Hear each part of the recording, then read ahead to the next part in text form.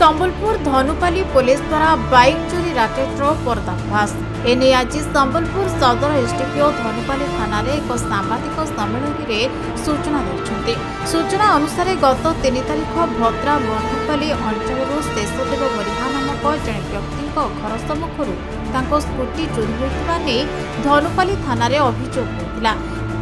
तेबे घटनार तदंत करू करू पुलिस आउ 10टी चोरी बाइक उद्धार करने 5 जन अभियुक्त को गिरफ्त कर आज कोर्ट चालान कर अगस्ट मास 7 तारिख में अइंठापाली थाना अंतर्गत प्रोफेसर कॉलोनी अंचल जड़े व्यक्ति घर सोना और रूपा अलंकार चोरी होता। चोरी घटन 2 जन अभियुक्त सामिल थे। प्रोफेसर कॉलोनी चोरी करने पर निकटରେ ଥିବା ଏକ ମନ୍ଦିରରୁ एमाने विभिन्न पितल बासनकुसन और फैन चोरी कर फेरार होते।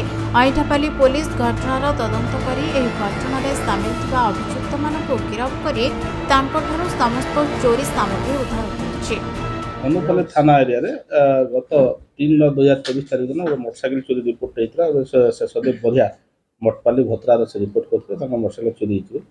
तो से केस तदंत कला समय आमर धनुपाली आईसी एवं टीम मिसिक टोटाल 5 जन एक्यूज को राउंड अप कर टोटाल 11टा से केस गाड़ी प्लस अन्य 10टा गाड़ी मोटरसाइकिल गुड़िक जबती कराई टोटाल 11टा गाड़ी जबती कराई से जो गाड़ी गुड़िक अच्छी सदर टाउन रेंगाली धनुपाली ये थानार गाड़ी गुड़िक अच्छी आउ केतरा गाड़ी भेरिफिकेशन करुँच जोटा अन्य को थाना रही तार engine number chassis number verify करके जना पड़े।